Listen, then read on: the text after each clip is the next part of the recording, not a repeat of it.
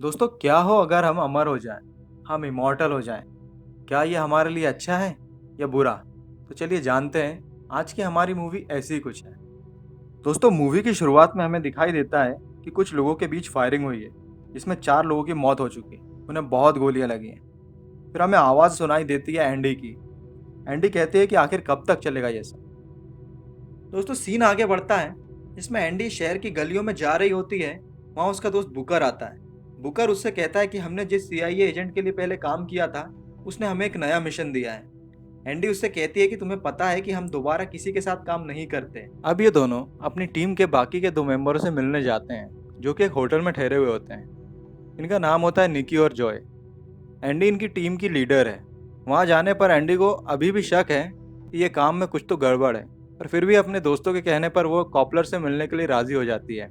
Coupler वही CIA agent है जिसने उन्हें ये मिशन दिया है।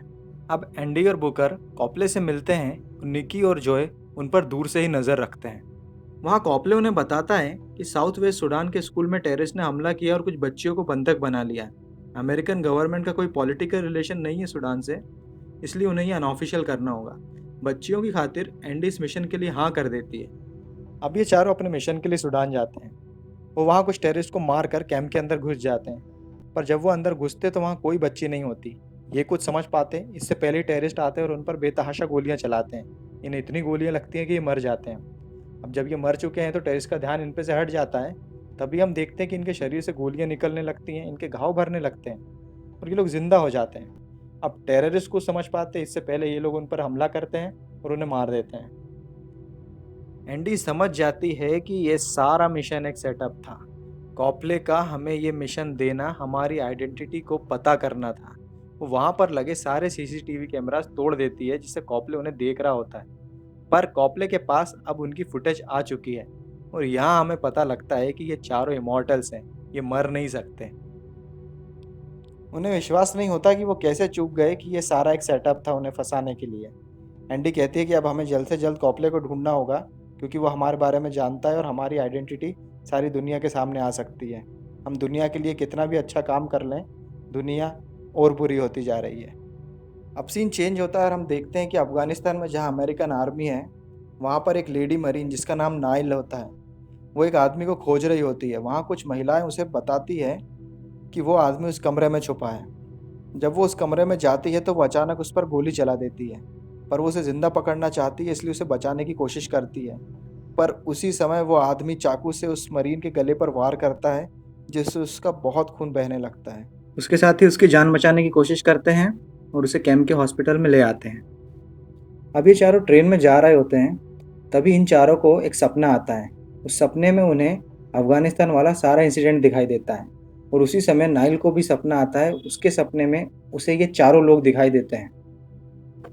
अब ये चारों डिसाइड करते हैं कि नाइल भी हमारी तरह इमॉर्टल है, तो हमें उसे लाना ही होगा। एंडी नहीं चाहती कि हमारे जैसे और भी लोग हों, क्योंकि ये बहुत मुश्किल भरी ज़िंदगी है। पर फिर भी एंडी कहती है, अब मैं उसे लेने अफगानिस्तान जाऊंगी और तुम लोग फ्रांस जाके कॉपले को ढूंढो। नाइल जब हॉस्पिटल में उठती है तो उसके सारे घाव भर चुके होते हैं। उसके कलीग्स को विश्वास नहीं होता कि ये कैसे हो गया, क्योंकि उन्हें तो लगा था कि नाइल अब बच नहीं पाएगी, पर वो तो एकदम ठीक हो गई। नाइल को भी समझ नहीं आ रहा कि उसके साथ हो क्या रहा है, ये कि अचानक उसके सारे घाव कैसे भर गए। फिर हम देखते हैं लंदन में एक सेमिनार हो रहा है, जिसमें मैरिक कंपनी का सीईओ मैरिक लोगों को बता रहा होता है कि हमारी कंपनी एक ऐसी मेडिसिन पर काम कर रही है जिससे लोगों की उम्र बढ़ जाएगी और वो ज़्यादा समय तक जी पाएंगे। उस सेमिनार में कॉपले भी होता है। कॉपले मैरिक को पर्सनली मिलकर एंडी और उसके साथियों की फुटेज बताता है, जिससे मैरिक देखकर चौंक जाता है। मैरिक कहता है कि उसे ये चारों लोग चाहिए। वो इनके सैंपल यूज़ करके एक ऐसी मेडिसिन बनाएगा जो लोगों को ज़्यादा सालों तक जीने में मदद करेगी। अब अमेरिकन जवान नाइल से कहते हैं कि आगे की टेस्टिंग के लिए तुम्हें जर्मनी जाना होगा, अपना सामान पैक कर लो। नाइल कहते हैं कि वो ठीक है, पर वो कहते हैं कि नहीं, तुम्हें तो जाना ही होगा। तभी एंडी वहाँ आ जाती है और उन सोल्जर्स को बेहोश कर कर नाइल को भी बेहोश कर कर अपने साथ ले जाती है। अब जब नाइल को होश आता है तो एंडी के साथ गाड़ी में होती है। वो डिक्की में बंधी हुई होती है। वहाँ से बचने के लिए वो डिक्की से कूद जाती है। फिर एंडी गाड़ी से उतरकर उस पर गोली चला देती है, जिससे नाइल मर जाती है। पर नाइल फिर जिंदा हो जाती है। नाइल को कुछ समझ नहीं आ रहा कि उसके साथ हो क्या रहा है। एंडी उसे समझाती है कि देखो, तुम अमर हो, इन गोलियों का असर तुम पर नहीं होगा, तुम अब नहीं मर सकती, तुम इमॉर्टल हो। नाइल के कुछ समझ नहीं आता, तो एंडी उसे कहती है अगर तुम्हें और भी जवाब चाहिए तो तुम्हें मेरे साथ आना होगा। इस पर नाइल राज़ी हो जाती है और वो उसके साथ चलने के लिए तैयार हो जाती है।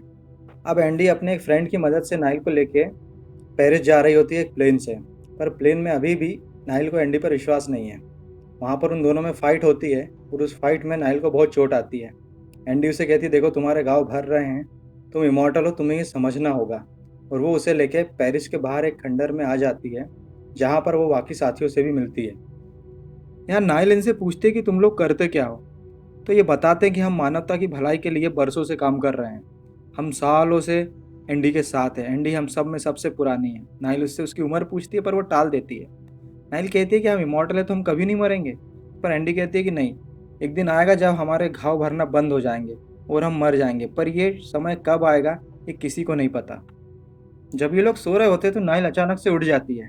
नाइल कहती है कि उसने एक सपना देखा जिसमें उसने देखा कि एक लड़की को कुछ लोग लोहे के ताबूत में बंद कर कर समुद्र में फेंक रहे हैं। इस पर निकी उससे कहता है कि वो लड़की क्वीन है। क्वीन एक इमॉर्टल थी जो एंडी को सबसे पहले मिली थी। ये लोग कई वर्षों तक अकेले ही थे। जब ये मिले तो इन्होंने हजारों लड़ाइयाँ एक साथ लड़ी। कई सालों तक ये साथ रही। जब लोगों को इनके इमॉर्टल होने के बारे में पता चला तो लोगों ने इन्हें जादू टोना वाली समझकर मारने की कोशिश करी। उन्हें फांसी पर लटका गया पर वो नहीं मरती। कई बार मारा गया पर वो जिंदा हो जाती। इस पर लोगों ने उन्हें अलग करने की सोचा। उन्होंने क्वीन को लोहे के ताबूत में बंद कर समुद्र में फेंक दिया, पर एंडी किसी तरह वहां से भाग निकली। जब हम लोग एंडी को मिले तो हम लोगों ने कई सालों तक क्वीन को ढूंढने की कोशिश करी, पर किसी को नहीं पता कि उसे समुद्र में कहाँ डुबोया गया। 500 सालों से वो समुद्र के अंदर जिंदा हो रही है और मर रही है। इस सब के लिए एंडी अपने आप को जिम्मेदार मानती है। अब नाइल और एंडी बाहर आ जाते हैं, तभी कुछ लोग उनके ठिकाने पर हमला कर देते हैं और निकी और जॉय को अपने साथ ले जाते हैं। जब एंडी और नाइल अंदर आते हैं तो वहाँ बुकर बुरी तरीके से घायल होता है। तभी वो लोग फिर से उन पर हमला कर देते हैं, पर एंडी उन्हें मार देती है और ये तीनों वहाँ से भागकर एक पुरानी केव में छुप जाते हैं। अब हम देखते हैं कि निकी और जॉय को कॉपले मैरिक के पास लेकर आता है। मैरिक उन पर चाकू से हमला करता है ताकि वो ये जान पाए कि सच में इनके घाव भर जाते हैं। वहाँ पर वो दोनों के सैंपल लेते हैं और उन्हें टेस्टिंग के लिए लैब में ले जाते हैं। यहाँ केव में बुकर कॉपले को ढूंढने की कोशिश कर रहा है। यहाँ पर एंडी को पता लगता है कि उसके घाव भर नहीं रहे, पर ये वो बात किसी को नहीं बताती। बुकर पता कर लेता है कि कॉपले का ठिकाना कहाँ है। अब ये तीनों से पकड़ने के लिए निकल जाते हैं।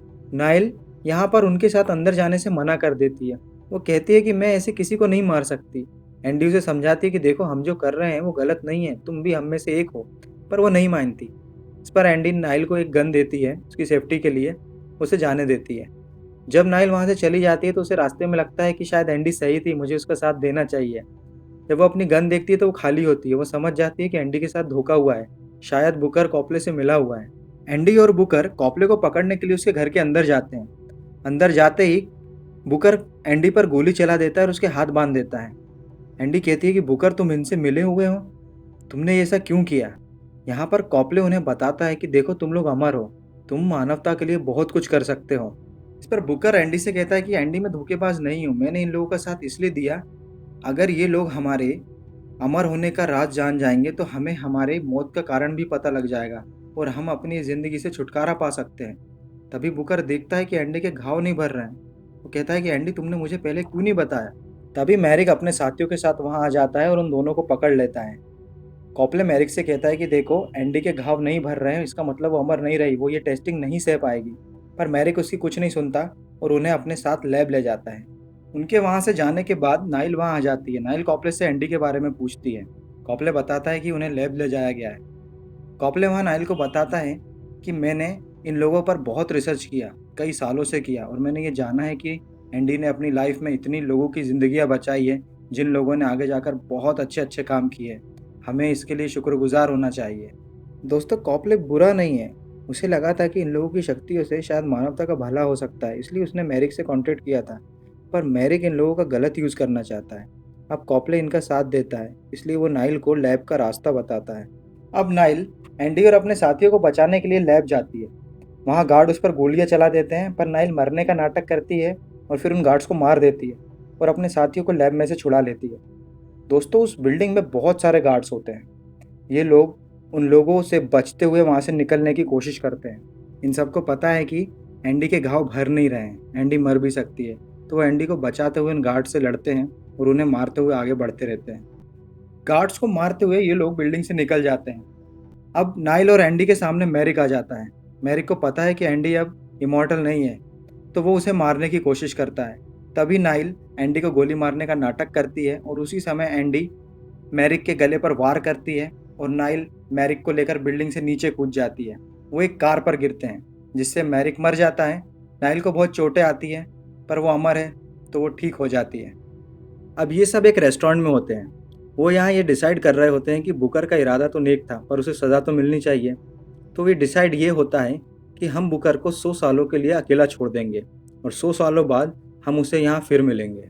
बुकर एंडी से गले मिलता है और विदा लेता है, और वो कहता है कि क्या मैं तुम्हें आखिरी बार देख रहा हूँ, क्योंकि उसे पता है कि एंडी अब अमर नहीं है, एंडी मर भी सकती है। अब ये लोग उसे छोड़कर वहाँ से चले जाते हैं। अब एंडी कॉपले से कहती है, तुम हमारे लिए काम करोगे, हम जिस भी मिशन पर जाएंगे वहाँ अगर हमसे कोई सबूत छूटता है तो तुम उसे मिटाने का काम करोगे। अब 6 महीने बीत चुके हैं, जबकि बुकर अपनी ज़िंदगी अकेले काट रहा है तो नशे में धुत होता है। एक दिन वो अपने घर जाता है, तो वहाँ पर उसे लगता है कि मेरे घर में कोई है। जब वो अंदर जाता है तो वहाँ एक लड़की होती है, और वो लड़की कोई और नहीं, क्वीन होती है। और मूवी यहीं ख़त्म हो जाती है।